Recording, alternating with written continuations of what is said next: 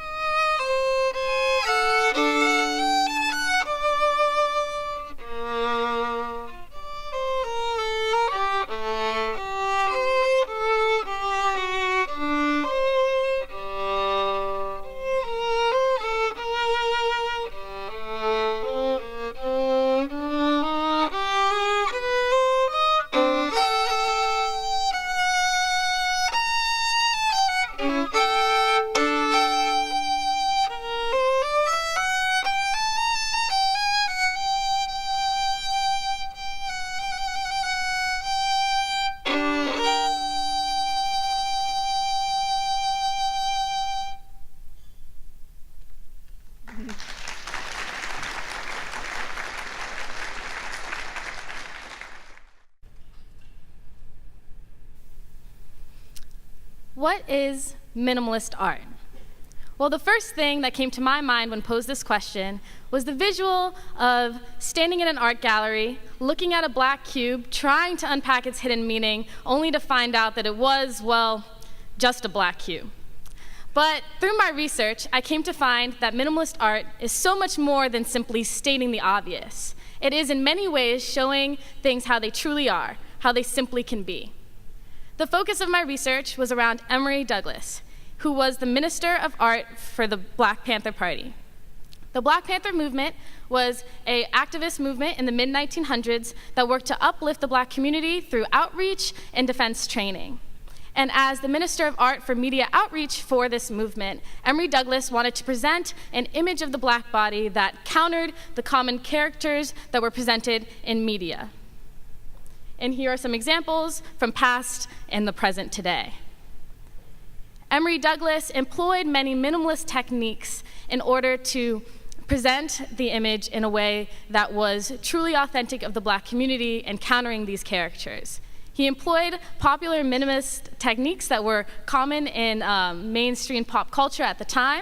One such example is that of cutting and pasting, in which he would cut an image or a photograph and paste it amongst another image to present a larger and bigger meaning behind it. A second technique that I researched was that of using bold colors and bright lines in bold colors to really show an image in its true authenticity without being distracted by a whole lot of color and detail and excessiveness.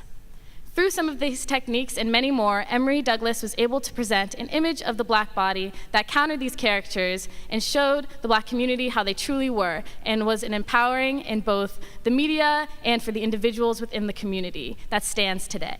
Thank you.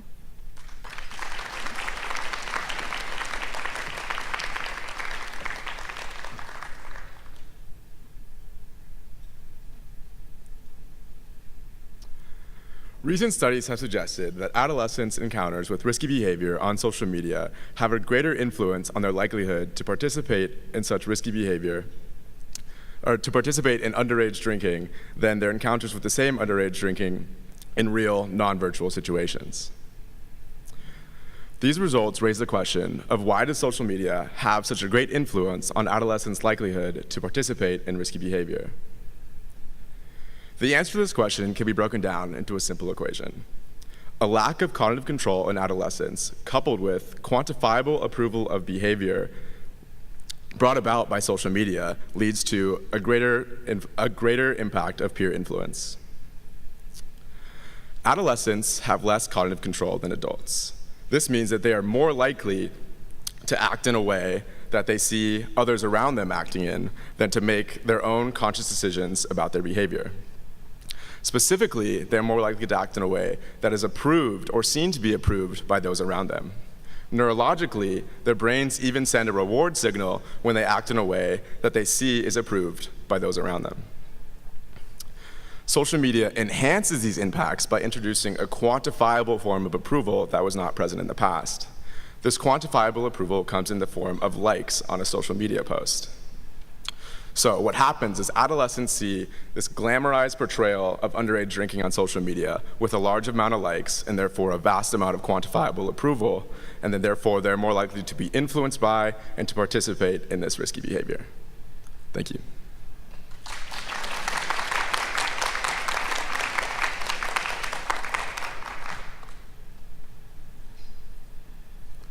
Growing up, I came to realize that people at my school didn't look like those from surrounding schools. To me, it seemed that minorities went to schools in my own Prince George's County, but not in schools to the north. Our schools were segregated. High school history class, I'm sure, taught us all that Brown v. Board of Education ended school segregation in 1954. Yet my own 2018 experiences indicated otherwise, and I had to know why. What I found were that many counties, including my own Prince George's, refused to follow Brown. And as a result, federal courts ordered harsh desegregation plans pinnacled by desegregation busing. Forcefully removing students to schools outside of their local neighborhoods was not popular among parents. A 1973 Gallup poll found that only 9% of black people and 5% of white people preferred busing among other desegregation plans. Looking at my own home, the response to court-ordered busing was dramatic. Within 1 year of implementing a busing plan, the school system had lost 14% of its white students, who either moved to other counties or private schools. In the long term, the trend left schools without adequate resources. And what this indicated to me was that Brown and its enforcement afterwards failed to recognize the true nature of segregation. While the courts offered a de jure solution by removing segregation from the law, this could not convince the people. And as a result, segregation persisted as a de facto construct within society. And this is where schools like Mudd can make a difference. As the 60 years after Brown have demonstrated, it is not enough to only change the law. Rather, it is the responsibility of future leaders and those training them to change society, to reconcile laws in a book with actions in the real world. Thank you.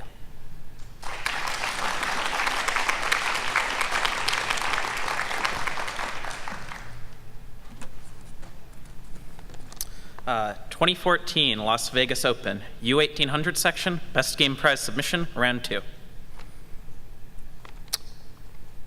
My second round opponent was a chess kid, but not a very good one. That is both a judgment of his chess skills and of his character. I only blame his parents, who orbit around the board, for the latter. His mother had bony fingers. His father looked like a German pastry chef addicted to his own product. His mother scrambled to set up his board and accompanying snacks before leaving for the rest of the game. His father stayed for the match's entirety. So, Gubin Max, rating of 1740 versus Westing River, rating of 1651, the 2014 Las Vegas Open, round 2. E4, E5, knight f3, knight c6, bishop b5, a6, bishop a4, knight f6, castles, bishop e7, rook e1, b5, bishop b3, d6, c3, castles, h3, knight a5, bishop c2, c5, d4, queen c7. My opponent had played through his moves quickly, not using a second from his clock. He's probably been coached on openings. It probably cost his family a few $100s for the advice, know your openings. 12, knight bd2, c takes d4, c takes d4, knight c6, knight b3, a5, bishop c3, a4, knight bd2, bishop d7, rook c1, queen b7. The kid was paying more attention to his cranberry juice bottle than he was to his game. This made me pay attention to his cranberry juice bottle too. What kid likes cranberry juice? 17 moves in, and I've reached the classic Spanish position I've been in dozens of times. My opponent resists the allure of 18 knight f1. It's this kind of ignorance that irks me the most, when somebody knows something without understanding it. Next comes a3, an interesting move, rook fc8, queen e2, g6. My opponent had moved from his juice to a muffin. He peeled the wrapper and began mashing his hands into the top. I looked at his dad and put on my best, but actually, does your kid know how to eat food or not face? When more pieces came off the board with 20 bishop d3, b4, knight c4, e takes d4, knight takes d4, I noticed my opponent really enjoyed smashing the clock buttons with the pieces. I pressed my side of the clock extra calmly so he would realize what he was doing was rude. It didn't work. The game continues. 22, knight e5, bishop g5, queen a7. A particularly subtle prophylactic move. I no longer recall why I played. It does frazzle the brow of the father, though. We reached a critical position after knight takes e5, d takes e5, knight f3, b takes a3, knight takes e5. Shit's a mess, but it's a roughly equal mess. I simplify with a takes b2, queen takes b2, a3, queen a1, rook takes c1, rook takes c1, knight d5, bishop h6. At this point, my opponent has consumed a bottle of cranberry juice, a clementine, 3 muffin tops and 2 muffin bases, several Trader Joe's products I was unable to identify, and at least 300 M&Ms. I screw up, plain and simple, with knight f6. An attempt to repeat the position and go for the old 3-fold repetition draw. Call me what you will, I was feeling lonely and hungry and wanted to be done with the game. Naturally, my opponent misses 31 bishop c4 and just trades with bishop g5, knight d5, bishop takes e7, knight takes e7, bishop c4, bishop e8, knight g4, h5, knight h6 check, king h7, knight takes f7, bishop takes f7, bishop takes f7. Despite my threatening passed pawn on a3, I'm worse, and I'm super low on time. Maybe my pressure on the queen side is enough to hold a draw, but my prospects are doubtful. Then I notice Max Gubin is out of snacks. 37, rook f8, queen a2, queen d4, queen e6, queen b2, rook c7, a2, queen takes a2, queen e5, rook d7, queen takes e4, queen c6. Little Gubin grabs his empty cup and gets up. I play queen f4 and immediately realize it's a blunder. If my opponent finds 44 g3, queen c1 check, king g2, queen c6 check, queen takes c6, knight takes c6, bishop d5 check, king h6, bishop takes c6, I'm in a dead lost endgame. At least there's a chance he'll miss it, I think to myself. I had. That's when Big Gubin removes from his pocket a single chewy granola bar and places it near Little Gubin's notation sheet. A signal? A reward? I look around and see Little Goobs filling up his water. With no further thinking, I snatch and devour his granola bar. I lock eyes with the father while placing the wrapper back on his son's notation sheet. He darts towards the tournament director's booth just as Little Gubin returns. Max Gubin quickly plays 44, rook takes e7, already toying with his half-empty water cup. I let out a sigh of relief, play through 44, queen c1 check, queen e1, queen takes e1 check, rook takes e1, rook takes f7, and offer a draw, which my opponent accepts. I think the Gubin parents were even more incensed by the several friendly blitz games Max and I played between rounds 2 and 3.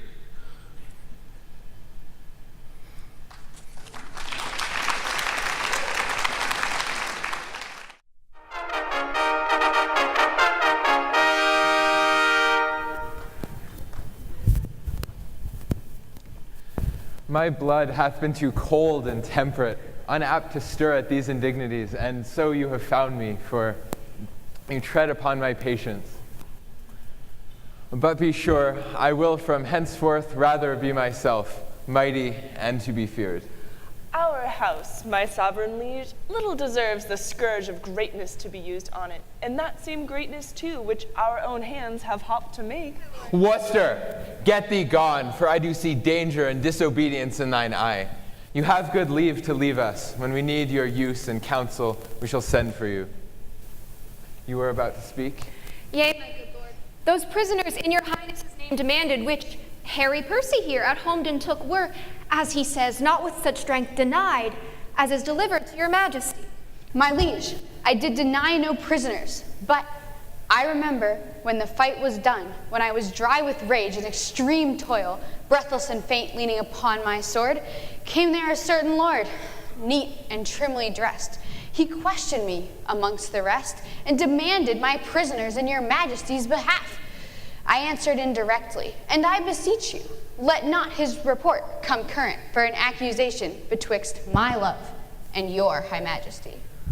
The circumstance considered, good my lord, whatever Lord Harry Percy then had said to such a person in such a place and at such a time, with all the rest retold, may reasonably die and never rise to do him wrong, nor any way impeach what then he said, so he unsay it now.